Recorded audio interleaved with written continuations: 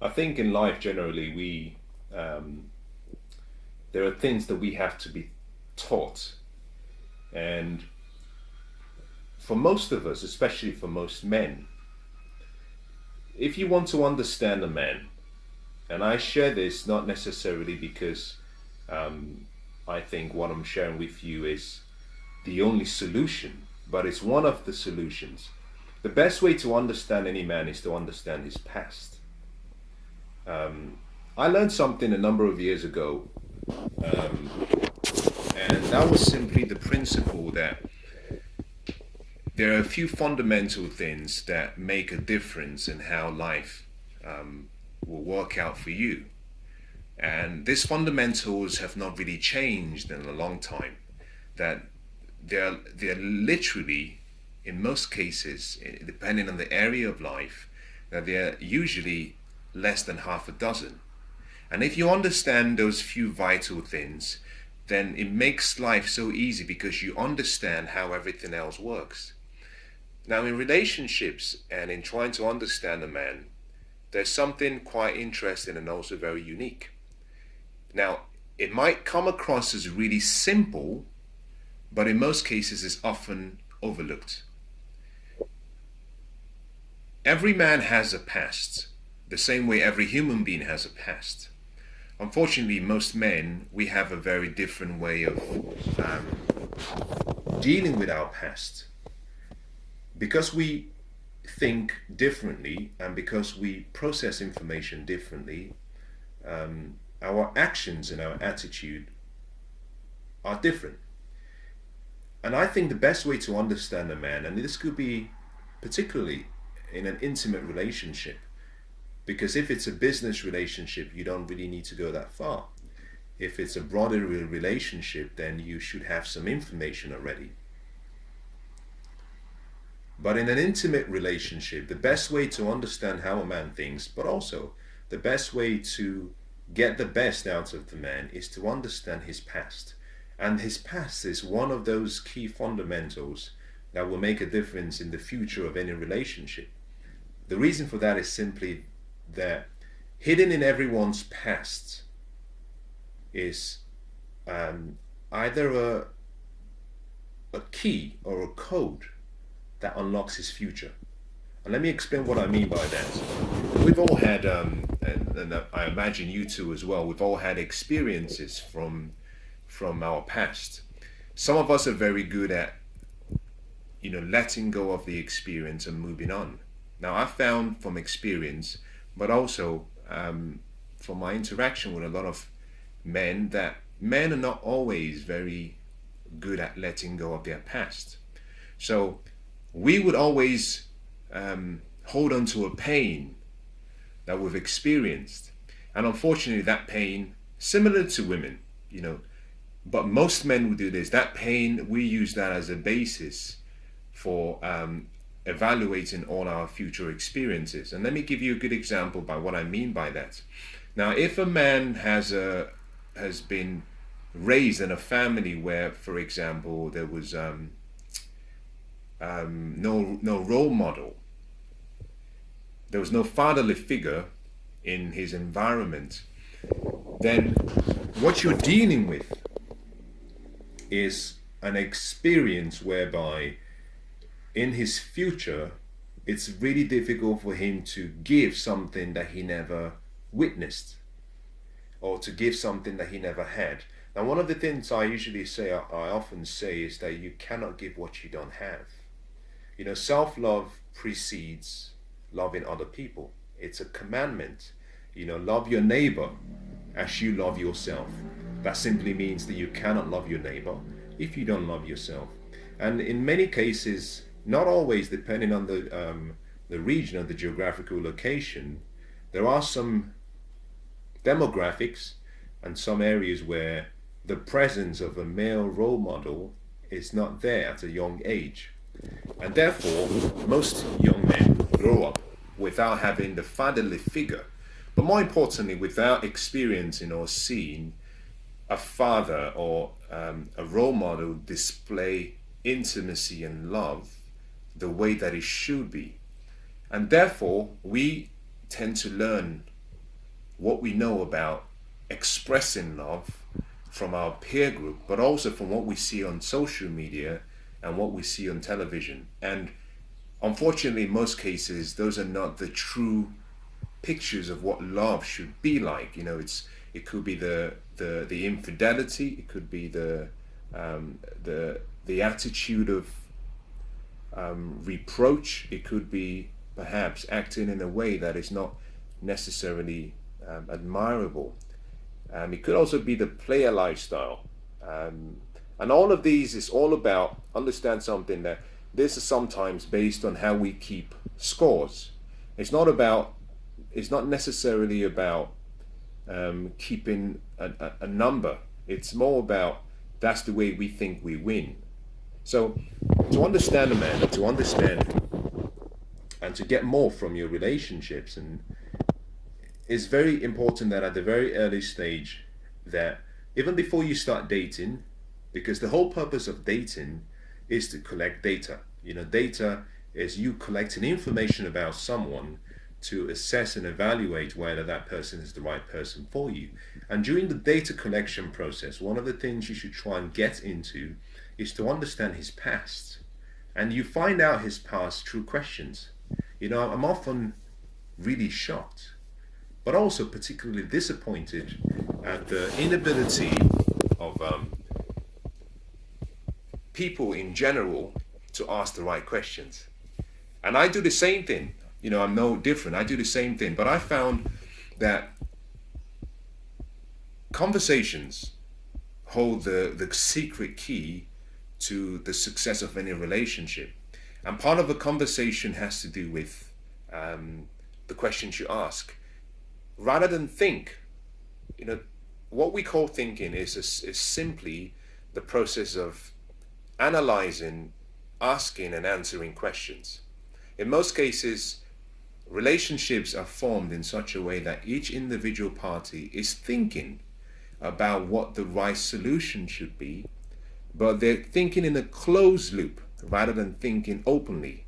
So rather than asking that question directly to the person, we are asking that question to ourselves, but we don't have all the answers. So I find that normally one of the difficult challenges is asking the right questions. And if you can ask the right questions, you will get the right answers, because all of life's secrets are hidden in questions.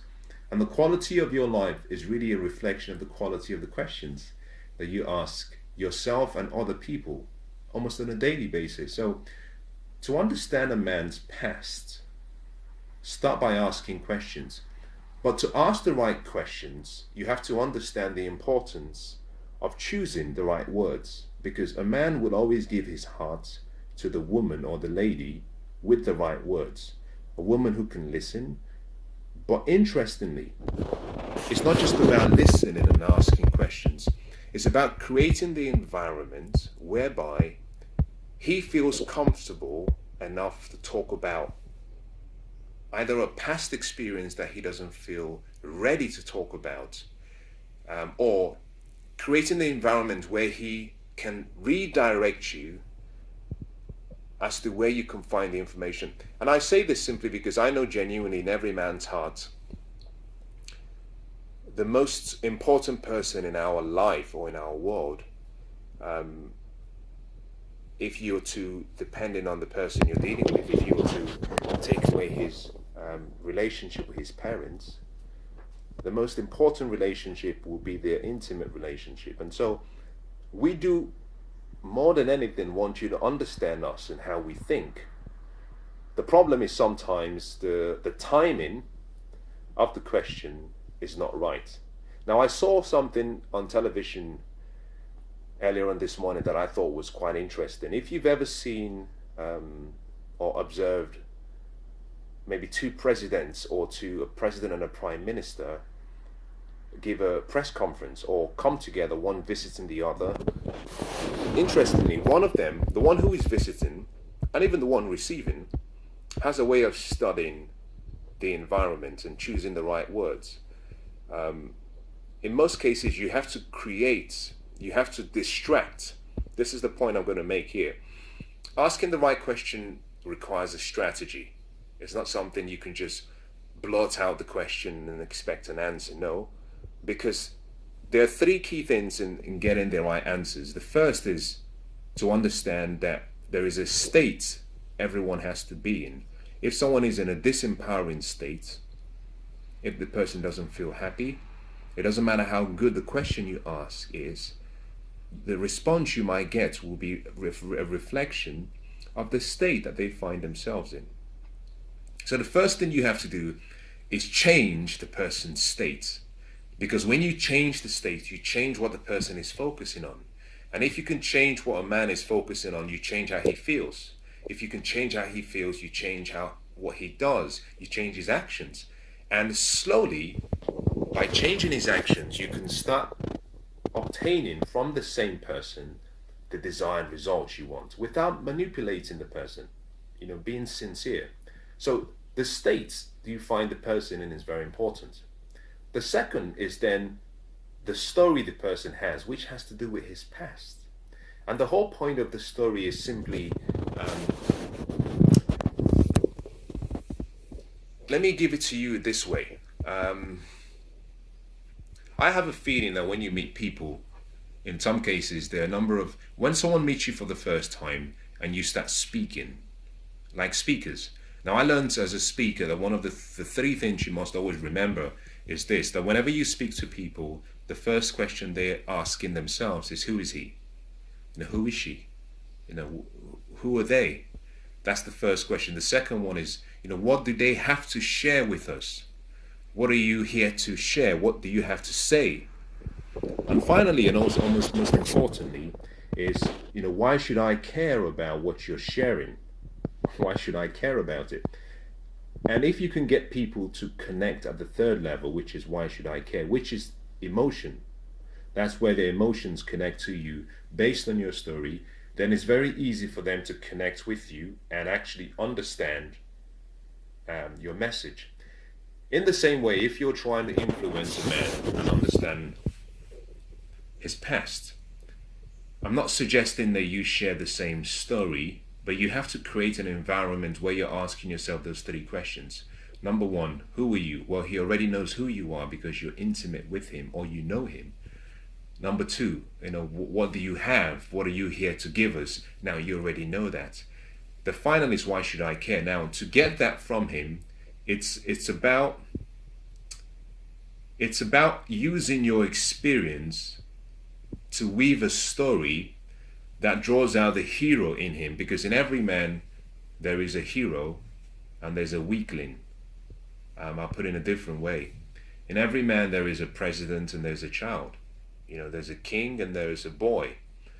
In every man there is a fool and then there is a wise man. And typically, the person you address, the one you talk to, is the one that responds. If you look at a man and you say, I see greatness in you, and you talk to that greatness, the greatness in him, the angel within him rises up to the occasion. Similarly, if you see him and you say, you have nothing going for you, you're useless, then you address that person that you see that is a weakling, and therefore he reacts based on how you see him. In a weird way, we react based on how other people perceive us. It shouldn't be the case, but we often do. And one of the great things you can consider doing is, even when a man is acting like an idiot, like we often do, is to overlook the flaws that we have and concentrate on the potential that we have, because we all have it, and speak to that potential. Now, understand something, what I've just explained applies to both ways. It can be for a man, it can be for a woman. I'm being gender specific here because I'm talking about a particular group, which is men. So I would simply say that to draw out the past from any man, it's important that you go in with the right questions, change the state before you try to influence, because what you're simply trying to do is influence him into sharing something that he might not be ready to share. And I would say this more than anything: respect when the information doesn't come out. You know, you can try to force a horse to drink water, and it wouldn't. On the other hand, you can gently salt its oats. You know, you can give it some salted nuts, and after a few hours, it's very thirsty.